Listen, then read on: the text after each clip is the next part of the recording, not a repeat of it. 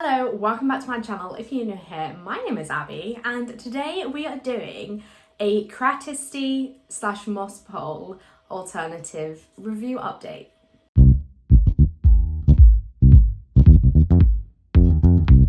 This is a review update because I'll link the video in the cards above. I've already done an initial review of this product.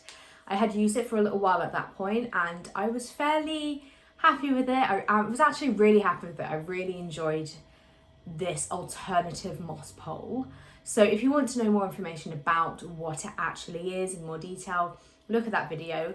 But essentially it's a biodegradable, reusable and also recycled like moss pole alternative. So it's made out of potato peel amongst other stuff as well. So I really like that element of it, and I like the style in which they were going with. You know, it's reusable, which most moss poles are. It's sustainable. It was just a good product to me. It just sang everything that I wanted to hear in a product, especially a plant product. And then when you look really close to it, you'll see the texture is very bark-like. So it's been designed to be very similar to a tree. So a plant's natural environment. Therefore, the roots will want to adhere to it and grow. So with that being said, I was like, what can be wrong about this product? It sounds like a dream product. But unfortunately for me, it's just not really worked for me. It's not been what I need it to be, especially for what I'm using it for. And that may be the reason why. So as you can see behind me, I've got this very large variegated monstera. They're pretty weighty for a plant anyway, especially when they start becoming a bit top heavy, so they're getting bigger. But what I've done is I've attached two poles together, which they're designed to be put together. You can get an attachment for them. I put them together and I've, just continued to train the plant up it. So there's two there on the plant, and I think that's where I started going wrong. The weight of the plant it's just pulling the pole down. It's like absolutely not strong enough. The diameter of it is very, very small anyway. So the roots will adhere to it, which I think was brilliant at like the initial get-go, but then they just come off. They're not actually getting that support that they need for the leaves to grow bigger and bigger. So I'm not a big fan anymore. I think especially for what I would need it for, it's not suitable for me. If I was to use it for something smaller, so if I was to use it for a variegated, or it doesn't even need to be variegated, if I was going to use it for a syngonium, so I'm thinking of my variegated syngonium, it might be a lot more suitable because they're not heavy. The leaves aren't big, they're not heavy. I feel like it could work for that.